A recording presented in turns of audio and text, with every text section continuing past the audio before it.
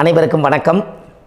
பாரம்பரிய திருவள்ளுவர் குலவம்சம், பிரசன்ன ஜோதிடர் சுப மாரிமுத்து, திருப்பூரிலிருந்து இந்த பதிவு உங்களுக்காக. ஐயா வணக்கங்க ஐயா. வணக்கம் ஐயா. ஐயா, இப்போது மக்கள் சார்பாக ஒரு கேள்வி இன்றைக்கி நான் கேட்கலான்னு இருக்கேன். கேளுங்க ஐயா. ஐயா, அதாவது இந்த ஜாதகத்தில் முடக்கு இருக்கு, ஜாதகத்தையும் முடக்கிருச்சு, கண்டிப்பாக அதனால் வாழ்க்கையில் நிறைய பிரச்சனைகள் அப்படின்னு சொல்லி நிறைய பேர் கேட்குறாங்க. கண்டிப்பாங்க ஐயா. இந்த முடக்குங்கிறது என்னங்க ஐயா? அதற்கும் கர்மாவுக்கு ஏதாவது சம்மந்தம் இருக்காங்க ஐயா? ரொம்ப பற்றி சொன்னீங்கன்னா ரொம்ப உதவியாக இருக்குங்க. நல்ல கேள்விங்க ஐயா. இந்த கர்மாவே முதல் எங்கேருந்து வருது அப்படிங்கிறது தான் இப்போ நம்ம சொல்ல போகிறோம். இதுவரைக்கும் எத்தனையோ கருத்துக்களெல்லாம் நீங்கள் இந்த உலகத்தில் கேட்டிருப்பீங்க.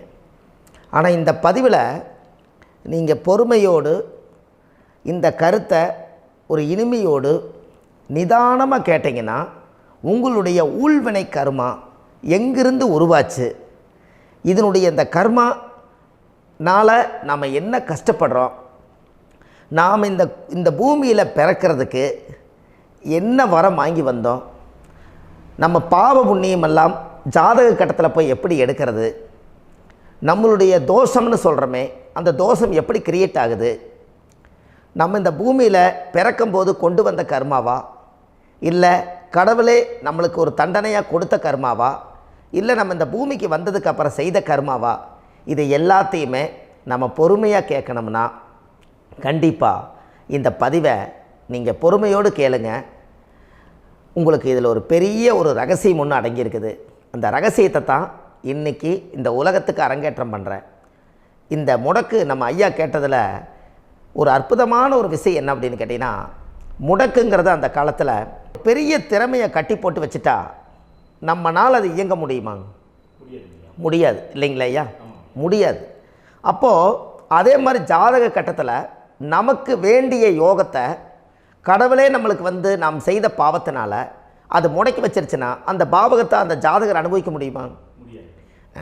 அனுபவிக்க முடியாது. அப்போது அந்த அனுபவிக்க முடியாமல் வெளி உலகத்தில் போய் நம்ம தேடி போன பிறவியில் செய்த பாவத்தை இந்த பிறவியில் நீங்கள் தேடி கண்டுபிடிச்சி வாழ்க்கையில் நீங்கள் எப்போ மேலுக்கு வர்றது? அப்போது அந்த கர்மா 12 ராசி கட்டத்துக்குள்ள 27 நட்சத்திரத்தில் 9 கிரகங்களுக்குள்ள ஒரு பெரிய ஒரு ஆத்துமாத்துமான கர்மா, உங்கள் பூர்வ ஜென்ம கர்மா இதுக்குள்ளே எங்கேயோ ஒரு இடத்துல முடங்கியிருக்குது. இந்த முடக்க மட்டும் உங்கள் ஜாதகத்தில் நீங்கள் கண்டுபிடிச்சிட்டிங்கன்னா ஹைலைட்டாக வாழ்கிறதுக்கு, இந்த உலகத்தில் சுதந்திரமான வாழ்க்கை வாழ்கிறதுக்கு ஒரு மிகப்பெரிய பொக்கிஷம் உங்கள் ஜாதகத்துக்குள்ளேயே இருக்குது. அப்போது அந்த ஜாதகத்துக்குள்ளே நாம் போன பிறவியில் நம்ம கர்மா வந்து நாம் என்ன செய்திருப்போன்னு உங்களுக்குள்ளே பெரிய குழப்பம் இருக்கும்.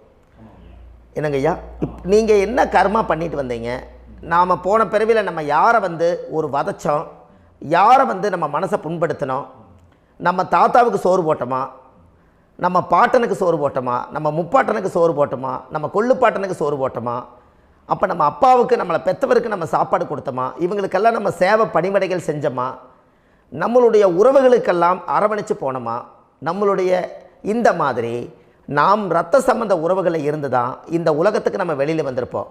அப்போது வெளியில் வந்து நீங்கள் நிற்கிறீங்க, அப்படியே மேலே போய் பார்த்தீங்கன்னா ஒரு 7 தலைமுறையில் ஒவ்வொருத்தரும் செய்த கர்மாவெல்லாம் நம்ம பிளட்டு ரிலேட்டிவாக இப்போ நீங்கள் கரண்ட்டில் இருக்கிறவங்க கிட்ட தான் டெபாசிட் பண்ணியிருக்கோம். அப்போ இது தெரியாமல் நாம் ஜாதகத்துக்குள்ளே போய் தசாபுத்தி நல்லா தனங்க இருக்குது, நான் ரொம்ப கஷ்டப்படுறேன், என் ஜாதகத்தில் போய் பார்த்தேன் எல்லா கிரகங்களும் நல்ல வலிமையாக இருக்குன்னு தான் சொன்னாங்க, ஆனால் இன்னும் என்னுடைய கடன் அடையலை, இன்னும் என்னோடய கர்ம தீர்ந்த மாதிரியே தெரியல, எனக்குள்ளே ஒரு தாட்டு என்னமோ நான் வந்து ஒரு பின்தங்கின வாழ்க்கையிலே வாழ்ந்துட்டுருக்கேன் அப்படின்னு நீங்கள் சொல்லும்போது, அப்போ இதையெல்லாம் தாண்டி ஒரு கர்மா உங்களுடைய ராசி கட்டத்துக்குள்ளே எங்கேயோ ஒரு பக்கத்தில் ரகசியமாக புதைஞ்சிருக்கு. அப்போது அந்த ரகசியமாக புதைஞ்சிக்கக்கூடிய அந்த முடக்கு தான் இன்றைக்கி இந்த உலகத்துக்குள்ளே நீங்கள் தெரிஞ்சுக்கக்கூடிய விஷயம். அப்போ அந்த முடக்குங்கிறது ஒன்று உண்மை. இந்த உலகத்துக்கு வந்து நம்மளை எல்லாத்துலேயும் நல்லா யோசிச்சு பாருங்கள். 12 ராசி கட்டம் இருக்குதுங்களா ஐயா? ஆமாங்க ஐயா. ஆனால் கிரகம் எத்தனை இருக்குதுங்க? 9 தான் இருக்குங்க ஐயா. ஆமாம், 12 ராசிக்கு 12 கட்டத்துக்கு 12 கிரகம் கொடுத்துருக்கலாமல்ல கடவுள். அப்போ ஏன் 3 கட்டத்தை மட்டும் வந்து எம்டி பண்ணி மீதி 9 கிரகத்தை வச்சுக்கிறாருன்னா, அப்போ நாம் செய்த 3 தலைமுறை கர்மாவுக்கு அது எந்த கட்டம் பிளாக் ஆகுதோ அந்த கட்டத்துக்குள்ளே ஏதோ ஒரு ரகசியம் இருக்கிறனால தானே எங்கேயோ ஒரு பக்கத்தில் நீங்கள் கண்டிப்பாக கர்மாவில் மாட்டுவீங்கிறது கடவுளே படைச்சு தானே இதை உருவாக்கியிருக்காரு. 12 ராசிக்கு 12 கட்டம் கொடுத்துருந்தா எங்கே நீங்கள் சுற்றி வந்தாலும் ஏதோ ஒரு வீட்டுக்குள்ளே போய் உட்காந்துக்கலாம். ஆனால் ஒரு வீடு சுத்தமாக இருக்குது, ஒரு வீட்டில் 4 கிரகம் இருக்குது, ஒரு வீட்டில் 3 கிரகம் இருக்குது, ஒரு வீட்டில் 5 கிரகம் இருக்குது, ஒரு 3 வீடு 4 வீடு காலியாக இருக்குது. அப்போ எங்கேயோ ஒரு ராசி கட்டத்துக்குள்ளேயே கடவுளுடைய கர்மா விளையாட்டு, அது ரகசிய விளையாட்டு தான். அப்போது இந்த இடத்துல தான் உங்கள் ஜாதகத்தில் முடக்கு இருக்குது. இந்த முடக்கை நீங்கள் எப்படியெல்லாம் அதை ஆராய்ச்சி பண்ணி கண்டுபிடிக்க முடியும் அப்படிங்கிற ஒரு விஷயத்தை தான் இன்றைக்கி நம்ம இந்த உலகத்துக்குள்ளே இதை நுழைக்க போகிறேன். இப்போ அப்பா செய்த பாவம்னு ஒன்று இருக்குமில்லங்க ஐயா, நம்ம அறியாத வயசில் தெரியாதல்ல, அப்பா செய்த பாவம்னு இருக்கும். அப்பாவுடைய சொத்து பிள்ளைக்குத்தானா, அப்பாவுடைய பாவம் பிள்ளைக்குத்தானே, என்னங்க ஐயா? சரி, அப்போ தாத்தா இருக்கிறாரு, தாத்தாவுடைய கர்மா உயில் எங்கே எழுதி வைக்கிறாருங்க? அப்போது மகனை விட்டுறாரு. அப்போ தாத்தா மாதிரியே முகம் இருக்குது, தாத்தா மாதிரியே அவருடைய நடை உடை பாவனை இருக்குது, அவர் தாத்தாவுடைய ஜீனு தான் அப்படின்னு இவர் சொல்லும்போது, அப்போ தாத்தாவுடைய சொத்து பேரனுக்கு சொந்தம்னா தாத்தாவுடைய பாவம் எங்கே போகுங்க? Very good. அப்போ அப்போது இந்த கர்மா எப்படி டிரான்ஸ்ஃபர் ஆகுதுன்னு உங்களுக்கு தெரியுதா? அப்போ நீங்கள் போன பிறவியில் அந்த தாத்தாவுடைய பேரனை நீங்கள் பிறக்கிறதுக்கு கர்மா உங்களை செயல்பட வச்சுருக்குது. அதனால் நீங்கள் தாத்தாங்கிறீங்க. அதனால் அந்த கௌரவமாக எங்கள் தாத்தா சம்பாரித்த சொத்து நான் தான் அனுபவிக்கணுங்கிற விதியை நீங்கள் உருவாக்கிறீங்க. அப்போது இந்த ஜாதகத்தில் அந்த ஊழ்வினை தோஷந்தான் ஏதோ ஒரு வழியில் உங்களை கர்மாவை செயல்படுத்துது. அதனால தான் இந்த ஜாதகத்தில் எந்த ஒரு முடக்கை எடுக்கிறதா இருந்தாலும் சூரியன் என்ற நட்சத்திரம் எதுவோ அந்த நட்சத்திரத்துக்கு எந்த வீடு முடக்காகுதோ அங்கே தான் உங்களுடைய கர்மா ஒளிஞ்சிருக்கும். இதுதான் உங்களுடைய பெரிய ஒரு பொக்கிஷமான ரகசியம். சரிங்க ஐயா, இப்போ இதில் நவகிரகங்கள் 9 இருக்கும்போது ஏன் சூரியனை மட்டும் நம்ம இதில் எடுத்துக்கணும்னு நீங்கள் சொல்கிறீங்க? நல்ல கேள்விங்க ஐயா. நீங்கள் கேட்டீங்க பார்த்தீங்களா, 9 நவகிரகம் இருக்கும்போது சூரியனை மட்டும், அந்த சூரியன் என்ற நட்சத்திரம் பிறக்கும்போது அந்த வீடு மட்டும் முடக்காகுன்னு நீங்கள் கேட்டீங்க இல்லையா? இதுதான் அற்புதமான கேள்வி. ஏன் அப்படின்னு கேட்டிங்கன்னா, சூரியன் அப்பா, அப்பாவோட உயிர் கரு போய் அம்மாவுடைய பனிக்கூடத்தில் கர்ப்பத்தில் வச்சு 10 மாதம் 300 நாள் சுமந்து நீங்கள் இந்த பூமிக்கு வெளியில் வரும்போது நீங்கள் என்ன பாவத்தை இவங்க விதைச்சாங்களோ அந்த கர்மாவை வாங்கிட்டு தான் நீங்கள் வெளியில் பிரசவமாகறீங்க. இதுதானே? அப்போ சூரியன் என்ற நட்சத்திரம், அந்த சூரியனுங்கிறது உயிர் கருவல்லவா, அப்பாவுடைய உயிரணுக்கள் அம்மாவுடைய கருவிக்குள்ளே போய் நாம் குழந்தை வடிவத்தில் இருந்து 300 நாள் பாவ உண்ணீத்த பதிவில் ஏட்டு எழுதி ஒரு ஜாதகத்தை கையில் கொடுத்து பிறந்த உடனே உங்களுக்கு ஒரு ஏட்டை பெரட்டி நீ இப்படித்தான் விதி, இனிமேல் இப்படித்தான் நீ வாழணும்னு சொல்லி உங்கள் கர்மாவை நீங்கள் கர்மாவோடு தானே வெளியில் பிறக்கிறீங்க. அப்போ சூரியன் என்ற நட்சத்திரம் தானே இந்த உலகத்துக்கு ஒரு பெரிய ஒரு மகத்துவம். இப்போ பாருங்கள், விடிய வரைக்கும் நம்ம முழிச்சிட்ருக்குறோம், காலையில் சூரிய உதயமானால் அவங்கவுங்க செயல்படுறோம். மீதி எல்லா கிரகங்களுக்குமே வெளிச்சத்தை கொடுக்கக்கூடிய சக்தி சூரியனுடைய பிம்ப ஒளிக்குத்தானே உண்டு, என்னங்க ஐயா? அதனால தான் மேசத் உச்ச வீடுன்னு சொல்லி மேசத்தை உச்சம்னு சொல்லி சூரிய உச்சத்தை அங்கே தான் வச்சாங்க. அப்போது அந்த காலச்சக்கரத்துக்கு 5ஆம் இடம் பூர்வ புண்ணியஸ்தானத்தில் போய் சிம்மத்தில் கொண்டு போய் சூரியனை ஆட்சி வீடுன்னு வச்சாங்க. அப்போது சூரியனில் இருந்து தான் அந்த மையப்புள்ளி உருவாகுது. அப்போ உங்களுடைய ஜாதகத்தில் அந்த சூரியனாகப்பட்டவர் பிறக்கும்போது நீங்கள் உங்கள் ஜாதகத்தை நீங்கள் எடுத்துக்கங்க ஐயா. நீங்கள் இன்றைக்கே போய் கதவை திறந்து உங்கள் பெட்டியை திறந்து பீர்வாவுக்குள்ளே உங்களுடைய ஜாதகம் இருக்குது, அந்த ஜாதகத்தை எடுத்து ஜோதிடர்கிட்டையே நீங்கள் சந்தேகம் கேட்குறக்கு முன்பு நீங்களே உங்களுடைய கர்மா பற்றி தெரிஞ்சுக்கிறதுக்கு இந்த பதிவில் உங்களுக்கு ஒரு ரகசியத்தை சொல்லித்தரேன். உங்கள் ஜாதகத்தில் இப்போ இது வரைக்கும் ராசி கட்டத்தை நீங்கள் பார்த்துருப்பீங்க, ஆனால் பாதசாரம்னு ஒன்று இருக்கும் இல்லைங்களா? ராசிக்கு பாதசாரம்னு ஒன்று இருக்கும். சூரியன் என்ன நட்சத்திரத்தில் இருக்குது, சந்திரன் என்ன நட்சத்திரத்தில் இருக்குது, செவ்வாய் என்ன நட்சத்திரத்தில் இருக்குது, புதன் என்ன நட்சத்திர காலில் நிற்குது, இதெல்லாமே அந்த சாரம் இல்லாத ஜோதிடம் சோரம் போய்விடும். அதனால் அந்த சாரத்தில் நிற்கிது பார்த்தீங்களா கிரகம், அதில் இப்போ நீங்கள் உங்களுடைய ராசி கட்டத்தை ஓப்பன் பண்ணுங்கள். இதில் ராசி கட்டத்தில் சூரியன் என்ற நட்சத்திரம்னு ஒன்று இருக்கும் இல்லைங்களா? அது எதுவாக வேணாலும் இருந்துட்டு போட்டோம். அந்த நட்சத்திரம் தான் நீங்கள் பிறக்கும்போது தாயுடைய கருவறைக்குள்ள கரு உருவான நட்சத்திரமே அதுதான். புரிஞ்சுங்களா ஐயா? பிறக்கும்போது நீங்கள் அந்த கருவுடைய நட்சத்திரம், அப்பா வந்து கருவை உருவாக்கி கர்மாவை விதைச்சது அந்த சூரியன் என்ற நட்சத்திரம் தான். அந்த வீட்டுக்கு தான் இந்த ராசி கட்டத்தில் உங்களுக்கு முடக்கு உருவாகுது. புரிஞ்சுங்களா ஐயா? அப்போது ஒரு ஜாதகத்தில் சூரியன் என்ற நட்சத்திரம் எதுவோ அதுதான் உங்களுடைய கர்மா நட்சத்திரம். இப்போ நம்ம பிறக்காதுக்கு முன்னாடி அப்பா கட்டத்தில் அந்த கர்மா டெபாசிட் ஆகிருக்கும். அதை ட்ரான்ஸ்ஃபர் எப்படி பண்ணுறாரு? அவருக்கு ஒரு கல்யாணம் வச்சு அவர் குடும்ப வாழ்க்கையில் வாழ்ந்து நம்மளோட உயிர் கருவை கொண்டு போய் ஊராம் பொண்ணை கல்யாணம் பண்ணி பொண்டாட்டின்னு எடுத்துக்கொண்டு அந்த பொண்டாட்டிங்கிற உரிமையாகி இவருடைய உயிர் கரு உருவாகி வாரிசுகள் வெளியில் வருது. அதானங்க ஐயா? அப்போது அந்த சூரியன் என்ற நட்சத்திரம் தான் இந்த உலகத்தில் ஒரு பிரம்மாண்டமான நட்சத்திரம். இந்த நட்சத்திரம் உங்கள் மனசுக்குள்ளே ஏதாவது இருந்துச்சுன்னா உங்கள் வீட்டில் ஏதாவது ஒரு நல்ல விஷயங்கள் நீங்கள் பண்ணுறதா இருந்தால் அந்த கர்மா நட்சத்திரம், சூரியனுடைய நட்சத்திரம் இருக்குது பற்றில, அந்த நட்சத்திரத்தில் எந்த ஒரு சேவைகளும் செய்யக்கூடாது. அதுதான் கர்மா. அதை போய் நீங்கள் ஆக்டிவேட் பண்ணி விட்டீங்கன்னா அது முன்னோர்களை வந்து நீங்கள் வந்து தொந்தரவு பண்ண மாதிரி. அந்த கர்ம நட்சத்திரம் தான் உங்கள் வாழ்க்கையில் அது புதஞ்சிருக்கிறதா. இப்போ குழந்தை பிறந்தாலோ, சீர் சீமந்தங்கள் நீங்கள் செய்கிறதாலோ, கல்யாணம் முக்கிறதுனாலோ, உங்கள் ஜென்ம நட்சத்திரத்தன்னைக்கு கல்யாணம் பண்ண வேணாம்னு சொல்லிக்கிறாங்கல்லங்க. உங்களுக்கு ஜென்ம நட்சத்திரத்துக்கு முன்னாடி உங்களை உருவாக்குன நட்சத்திரம் தான் ஜென்ம நட்சத்திரம். அப்போ சூரியன் என்ற நட்சத்திரம் அப்பாவுடைய ஜென்ம நட்சத்திரமாக அந்த ஊழ்வினை கர்மம் செயல்படுது. அப்போ அந்த முடக்கு யார் வழியில் வந்தது? முன்னோர்கள் வழியில் வந்தது. முன்னோர்கள் கட்டி வச்சது யாரைய? குலதெய்வத்தை. அப்போ அந்த குலதெய்வத்தை போய் சாமிக்கு போய் வீடு வாசல்லாம் வலித்து குலதெய்வத்தை போய் தேங்காய் பழம் பூ மாலை கல்கண்டு வாங்கி அர்ச்சனை பண்ணி ஒரு அன்னதானம் ஒன்று பண்ணிவிட்டு சாமிக்கு பொங்கல் வச்சு நைவேத்தியம் பண்ணிவிட்டு உங்கள் ஜாதகத்தை வச்சு பூஜை பண்ணிவிட்டு வாங்க. அதுக்கப்புறம் தான் உங்கள் கர்மாவை கண்டுபிடிக்கிறதுக்கு வழியே பிறக்கும். குலதெய்வத்தை வணங்காமல் கோவிந்தா கோவிந்தா என்று பல தெய்வத்தை வணங்கினாலும் பலனொன்றும் இல்லைன்னு அந்த காலத்தில் முன்னோர்கள் சொல்லி வச்சுக்கிறாங்களா இல்லைங்களா? அதனால் கண்டிப்பாக அதை கண்டுபிடிச்சி நீங்கள் அதுக்கு ஒரு நைவேத்தியம் பண்ணால் மட்டும்தான் முதல்ல உங்கள் 5ஆம் பாவம் முன்னோர்கள் அது வேலை செய்யும். குலதெய்வ ஆலயத்துக்கு போயிட்டு வாங்க. போயிட்டு வந்துட்டு இந்த கர்மவினை தோஷத்தை நிவர்த்தி பண்ணுறதுக்குண்டான சரியான பரிகாரத்தை நம்ம எடுப்போம். அப்போது உண்மையாலுமே ஒரு ராசி கட்டத்துக்குள்ள இந்த மாதிரி ஒரு அந்த கர்ம தோஷம் இருப்பதனால இந்த கர்மா தோஷத்துக்கு அந்த முடக்க தோஷங்கிறத நீங்கள் எடுத்து அதை கண்டுபிடிச்சி அந்த சூரியன் என்ற நட்சத்திரம் எந்த ராசி கட்டத்தில் போய் முடக்காயிருக்குதோ அந்த முடக்கு எந்த பாவகம் வந்து நம்மளுக்கு லாக் ஆகிருக்குதோ அந்த பாவகத்துக்கு உண்டான பரிகாரங்கள், அதுக்குரிய ஸ்தலங்கள், அந்த கோவில்களில் போய் சுவாமிக்கு தேங்காய் பழம் பூமாலை கல்கண்டு வாங்கி அர்ச்சனை பண்ணி நீங்கள் அந்த கோவிலுக்குள்ளே போய் உட்காந்து சாமி கும்பிட்டு வந்தீங்கன்னா உங்களுடைய ஜாதகத்தில் இருக்கக்கூடிய அந்த முடக்கு தோசை நீங்கி வாழ்க்கையில் நீங்கள் எதை சாதிக்க வந்தீங்களோ அந்த சாதனையை நீங்கள் சாதிச்சுட்டு இருப்பீங்க. புரிஞ்சுங்களா ஐயா? ஏன் அப்படின்னா அந்த முடக்கு நட்சத்திரத்துக்குள்ளே தான் ஒரு தோஷம் இருக்குது. இப்போ அந்த காலத்தில் பாருங்க ஐயா, முன்னோர்கள் எல்லாம் நிறைய பேர் கோவில் கட்டி வச்சுட்டு போயிருக்காங்களா இல்லைங்களா? இந்த கோவில் எதுக்காக கட்டி வச்சுக்கிறாங்கன்னா அவங்க கட்டினவங்களுக்கும் அந்த முடக்கு தோஷம் இருந்திருக்குது. ராஜாக்கள் இருந்திருக்குது, மன்னர்கள் காலத்தில் இருந்திருக்குது, ஜமீன்தார் காலத்தில் இருந்திருக்குது.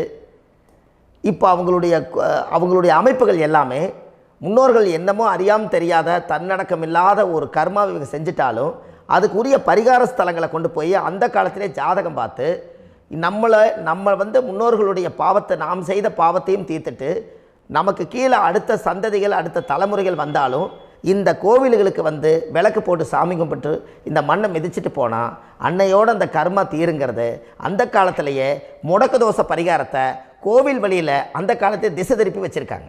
அப்போ நீங்கள் கோவிலுக்கு போகாமல் கண்டிப்பாக இந்த பரிகாரத்தை நீங்கள் உடைக்க முடியாது. ஏன் உடைக்க முடியாதுன்னா இப்போ நீங்கள் எத்தனை வருஷம் வாழ்கிறீங்க ஐயா? 120 வருஷமே வச்சுக்கோங்க. சூரியன் திசை 6 வருஷம், சந்திரன் திசை 10 வருஷம், செவ்வாய் திசை 7 வருஷம், ராகு திசை 18 வருஷம், குரு திசை 16 வருஷம், சனி திசை 19 வருஷம், புதன் திசை 17 வருஷம், கேது திசை 7 வருஷம், சுக்கிரன் திசை 20 வருஷம். இப்போ நான் சொன்ன டோட்டலெல்லாம் கூட்டிங்கன்னா 120 வருஷம் வரும்.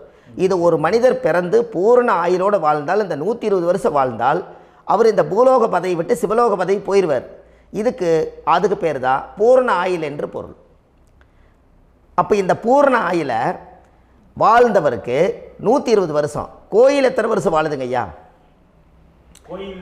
கோயில் பழங்காலத்து கோயிலெல்லாம் எத்தனை வருஷம் வாழுதுங்க? 12 வருஷத்துக்கு கும்பாபிஷேகம். அது ஓகே, அது பரவாயில்ல. 12 வருஷத்துக்கு ஒருக்கா பழசை புதுப்பிச்சு கும்பாபிஷேகம் பண்ணி மறுபடியும் அதுக்கு பவர் ஊட்டி சக்தி ஊட்டி அதுக்கு உருவேற்றுறாங்க. நான் சொல்கிறது கோயில் 5000 வருஷம் 4000 வருஷம் பெரிய பெரிய சித்தர்கள், மகான்கள், ரிஷிமார்கள், யோகிகள், சித்தர்கள் இவங்களெல்லாம் போய் கோவில்லையே சிவனையும் பெருமாளையும் வழிபாடு பட்டுட்டு கோவில்லையே ஒரு ஓரத்தில் ஜீவசமாதி ஆயிட்டாங்கன்னு பழைய கால கோயிலில் சித்தர்கள் குடியிருக்காங்களா இல்லைங்களா? இருக்காங்களங்க ஐயா. அப்போது நாம் 120 வருஷம் வாழ்கிறோம், கோவில் 5000 வருஷம் வாழுது. எங்கே சக்தி அதிகமாக இருக்குன்னு சொல்லுங்க? கோவிலில் தாங்க ஐயா. கோயில் தான், அதில் ஒன்றும் மாற்றம் இல்லைங்களே. கோயில் தாங்க ஐயா. அப்போ கோவிலில் தான் அந்த சக்தி இருக்குது நீங்கள் சொல்கிறீங்க. அப்போ உங்களுடைய கர்மாவை உடைக்கிறதுக்கு 120 வருஷம் பெருசா 5000 வருஷம் பெருசான்னு சொல்லுங்கள்? 5000 தாங்க. அப்போ 5000 வருஷம் உள்ள அலைகள் வந்து எத்தனை அந்த சிவனுக்கு இப்போ ஒரு சிவன் கோயிலே உங்களுக்கு முடக்கு தோஷத்துக்கு ஒரு கோயில் வருதுன்னு வச்சுக்கோங்க.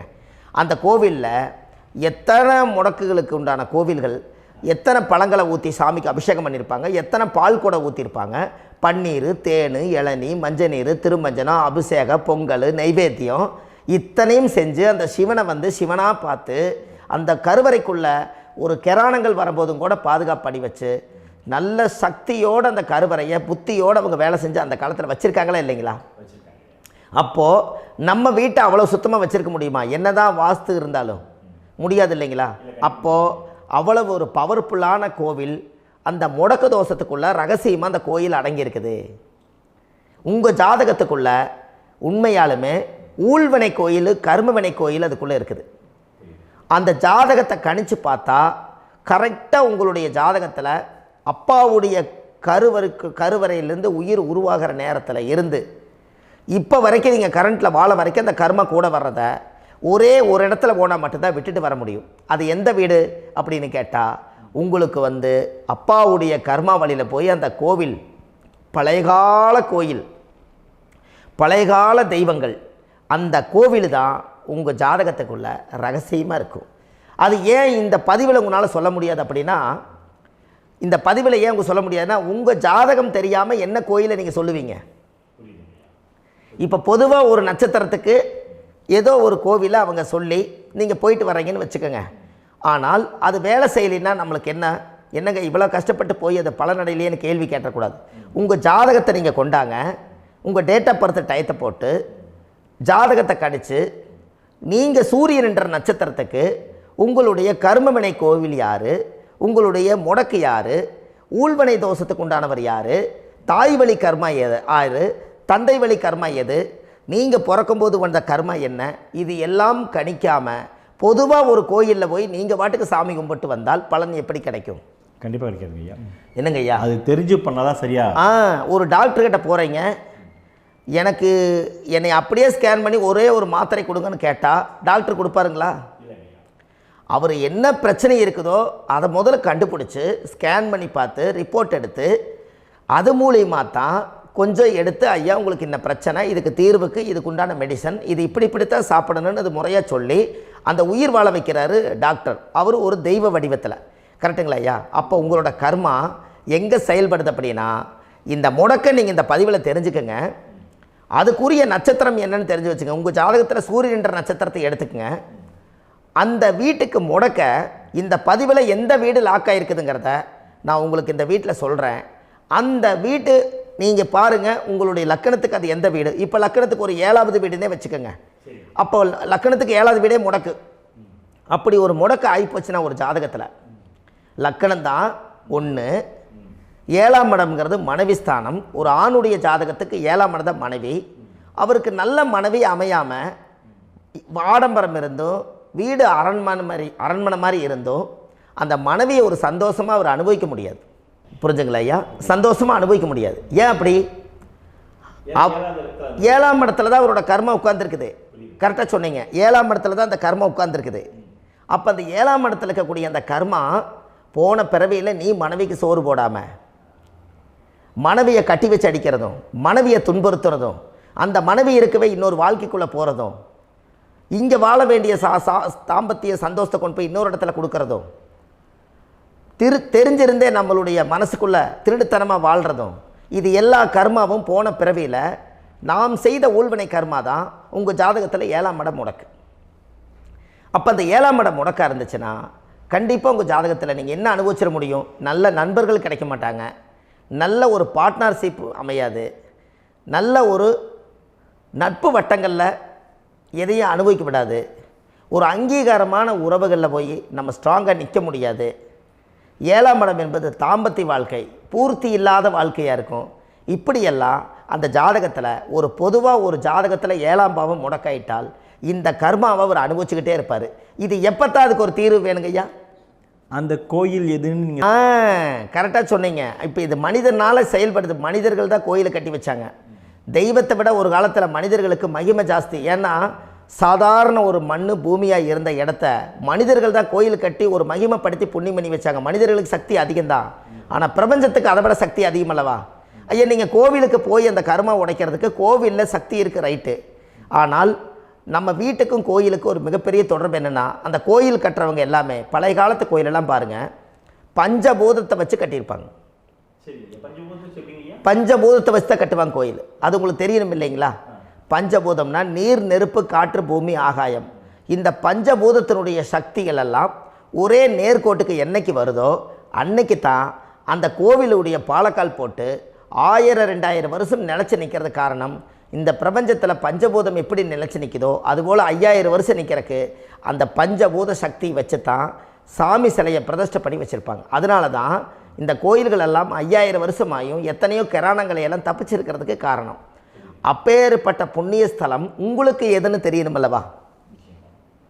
என்னங்க ஐயா, அப்பேற்பட்ட புண்ணிய ஸ்தலம் உங்களுக்கு எதுன்னு தெரிஞ்சால் தானே நீங்கள் போய் செய்ய முடியும், இல்லாட்டி கண்டிப்பாக தெரியாது. அப்போ இந்த முடக்கு தோஷத்தை கடவுள்கிட்ட கொண்டு போய் ஒப்படைக்கணும். நாம் பிறக்கும் போது கொண்டு வந்த கர்மாவை நாம் இருக்கும் காலத்தில் கொண்டு போய் இந்த கர்மாவை சுத்தப்படுத்தி, நீங்கள் பாவ ஆத்மாவை இந்த பூமியில் பிறந்து பூலோகத்தில் எல்லா புண்ணியத்தையும் செஞ்சுட்டு இந்த பூலோகத்தை விட்டு நீங்கள் போகும்போது புனித ஆத்மாவாக போகணுன்னா உங்கள் கர்மாவை கொண்டுட்டு போகாதீங்க, கர்மாவை நிவர்த்தி செய்யுங்க. என்னங்க ஐயா? அப்போ கர்மாவை சுத்தப்படுத்துங்க. கர்மாவை சுத்தப்படுத்திட்டு உங்களுக்கு பிறக்கிற குழந்தைகளுக்கு அந்த கர்மாவை டிரான்ஸ்ஃபர் பண்ணாமல் உங்களோட நில் பண்ணுங்க. ஒரு உதாரணம் சொல்லட்டுங்களா ஐயா? ஒரு காந்தம் ஒன்று இருக்குது இல்லைங்களா? ஒரு காந்தம்ங்கிறது ஒரு தாத்தாவாக வச்சுக்கோங்க. ஒரு இரும்பை கொண்டு போய் வச்சா ஒட்டு மோட்டாதா? அப்போ ஒட்டுனோடனே காந்தம்ங்கிறது தாத்தா, அவருக்கு பிறந்த வாரிசுக்கு அந்த கர்ம டிரான்ஸ்ஃபர் ஆயிருமா? சரி, இன்னொரு இரும்பை கொண்டு போய் வைங்க, ஒட்டு மோட்டாதா? அப்போ அது பேரனுக்கு வைங்க, பேரனுக்கு வந்துருச்சு அந்த கர்மா.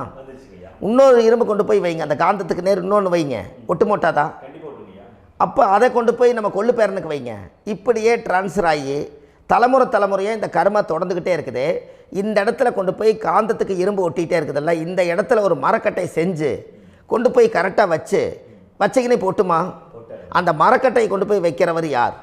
மரக்கட்டை வச்சுட்டு அடுத்த வாரிசு புனிதமாக பிறந்துட்டு அந்த மேலே இருக்கிற கர்மாலாம் இந்த அடுத்த இதுக்கு வராதல்ல. இதுதாங்க ஐயா கர்மா. தொடர்ந்து வரக்கூடிய கர்மாவை அதை நில் பண்ணணுங்கிறதுக்கு பேர் தான் இந்த உதாரணத்தை சொன்னவங்களுக்கு. அப்போ நாம் இந்த பூலோகத்தில் நம்ம ஒரு தாயுடைய கருவறையில் இருந்து தொப்புள் கொடி அறுக்கும் நேரம் நாம் என்ன கர்மாவை வாங்கி வந்திருந்தாலும் அதையெல்லாம் ஆராய்ச்சி செய்து ஜாதகத்தில் முழுமையாக கண்டுபிடிச்சி ஒரு காலம் இல்லைனாலும் ஒரு காலம் நம்ம நல்லா இருக்கிறதுக்காக, நம்ம வாரிசுகள் எல்லாம் நலமடைஞ்சு வளமடைஞ்சு வர்றதுக்காக இந்த கர்மா தோஷத்தை கரெக்டாக கண்டுபிடிச்சி சரியான கோவிலுக்கு போய் நீங்கள் கர்மாவை நிவர்த்தி பண்ணி அங்கே பூஜை புனஸ்தானங்கள், சகசரநாம பூஜைகள், ஓமங்கள், வழிபாடுகள் இதெல்லாம் நீங்கள் செஞ்சு உங்களுடைய பாவத்தை எல்லாம் கழித்து உங்கள் ஜாதகத்தவே யோகமாக மாற்ற முடியும். கண்டிப்பாக மாற்ற முடியும். ஏன்னா நம்ம யாரை நம்பி செய்கிறோம்? சரியான கடவுள்கிட்ட வழிகாமிக்க போகிறோம். அப்போ கடவுள் பொய்யாயிருவாரா? ஐயா, நம்ம அதாவது அந்த காலத்தை சொல்லுவாங்க, சத்தியுள்ள சாமி கும்பிட்டு புத்தி உள்ள உள்ளே பெக்கணும்னு சொன்னாங்க. 16 வதபதன்னு பெக்கலை, எல்லாம் அறிவோடு பெற்றாங்க. அதனால் எல்லாமே தாய் தந்தைகள் பேச்சை கேட்டாங்க. அன்றைக்கி எல்லாருமே தாய் தந்தைகளுக்கு தூணாக நின்னாங்க. அப்போ அந்த காலத்தில் சத்தியுள்ள சாமி கும்பிட்டு புத்தி உள்ள உள்ளே பெக்கணும்னு சொல்லி அன்றைக்கி அறிவோடு பெற்று இந்த கர்மாவை ஆளுக்கு ஒரு கர்மாவை டிரான்ஸ்ஃபரை பிரித்து எல்லாரும் சுத்தப்படுத்தினாங்க. இன்றைக்கி நம்ம ஒரு குழந்தை 2 குழந்தை பெற்று வச்சுருக்கோம். அவங்களுக்கே இவ்வளவு கர்மா வந்துருச்சுன்னா இந்த குழந்தைகளுக்கு என்னைக்கு இந்த கர்மாவை போய் கண்டுபிடிச்சி நீங்கள் எப்போ சரி பண்ணுவீங்கன்னு. அப்போ இந்த வாழ்க்கையில் ஏதோ ஒரு பிரபஞ்ச சக்தி நம்மளை அறியாமல் என்னமோ ஒரு இயக்கத்தில் கொண்டு போய் விட்டுருச்சுங்களா? அப்போ இனிமேலாவது இந்த கர்மாவில் இருந்து கண்டிப்பாக நம்ம நிவர்த்தி ஆகணும்னு சொன்னால் இந்த முடக்கு தோஷத்தை யாரெல்லாம் கண்டுபிடிச்சி இந்த ஊழ்வினை கர்மாவில் இருந்து நாம் கருவறையில் சுமக்கும் போது 10 மாதம் நீங்களாம் என்னென்ன நினச்சிருப்பீங்க? அதாவது கருவறைக்குள்ள கருப்பாக ஒரு பிண்டம் இடப்பக்கம் கிடக்கையில் இந்த பூமிக்கு வரும்போது நீங்கள் என்னென்ன நினச்சிருப்பீங்க? இந்த பிறந்ததுக்கு அப்புறம் வந்து தான் அம்மா தெரியுது, அப்பா தெரியுது, தாத்தா தெரியுது, பாட்டி தெரியுது, இந்த உலகத்தில் கண்கொள்ளாத காட்சிகள் எல்லாம் தெரியுது, எல்லாம் தெரியுது. ஆனால் 10 மாதம் உங்கள் வாழ்க்கையில் நீங்கள் இருக்கும்போது நீங்கள் என்னென்னலாம் நினச்சி இந்த பதிவில் இறைவன் கொடுத்தாரோ அதையெல்லாம் அனுபவிக்கத்தான் வந்தீங்க. அதுக்கு இடையில இருக்கிறதான கர்மா. இந்த ஒரு விஷயம் உங்களுக்கு கிடச்சிருச்சுன்னா நீங்கள் எல்லாருமே ராஜயோகமாக பிழைப்பீங்கள்ல. இதில் ஏழை பணக்கார யாரையுமே சொல்ல வரல. அவங்க பிறக்கும்போது புண்ணியத்தை பொறுத்து தான் போன ஜென்மத்தில் நம்ம என்ன புண்ணியங்கள் பண்ணி வச்சோமோ அந்த புண்ணியத்தில் இன்றைக்கி நல்லா வாழ்கிறாங்க. ஒருத்தர் கேட்டார், என் ஜாதகத்தில்ங்க எங்கூட படித்தவர் இடம் வாங்கிட்டார், வீடு வாசல் கட்டிட்டார், தொழில் பண்ணிட்டார், நல்லா இருக்கார், ஆனால் நான் இன்னும் அப்படியே தான் இருக்கிறேங்கன்னு ஒருத்தர் கேட்டார்.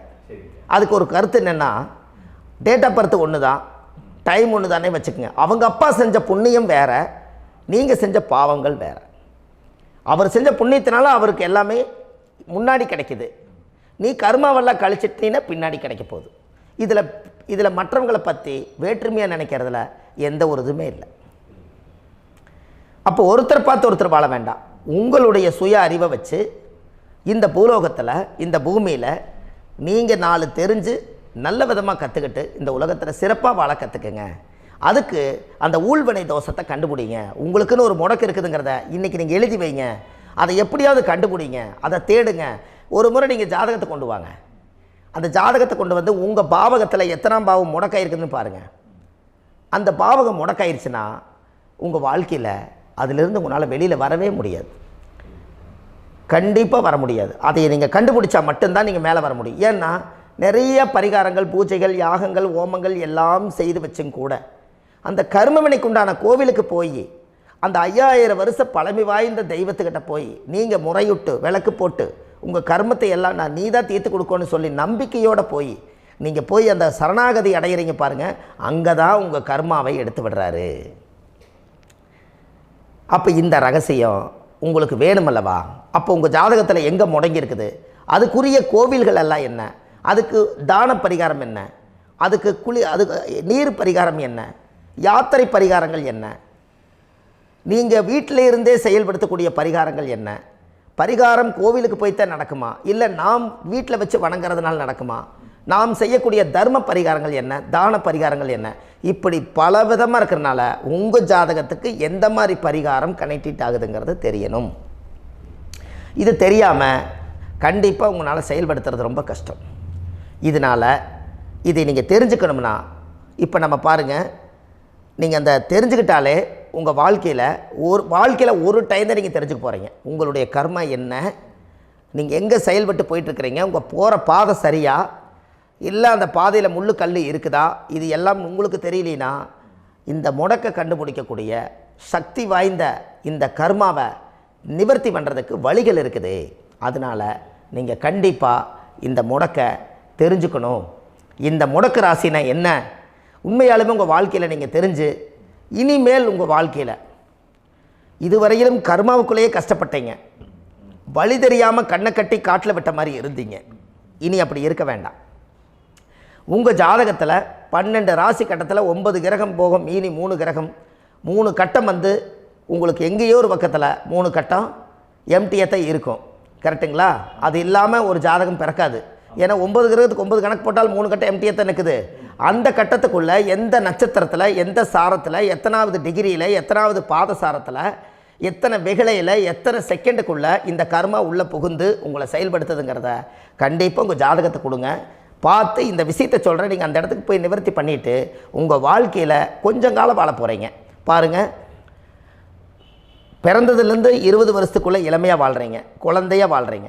20லேருந்து 40 வயசுக்குள்ளே தான் உங்களுக்கு ஒரு பொண்ணை பார்த்து கல்யாணம் பண்ணி ஒரு கரு உருவாக்குறீங்க. அதுக்கப்புறம் 40லேருந்து 60க்குள்ளே குழந்தை பெற்று கடமை முடிச்சிடுறீங்க. 60 வயசுக்கு மேலே ரிட்டையர்ட் ஆகிடுறீங்க.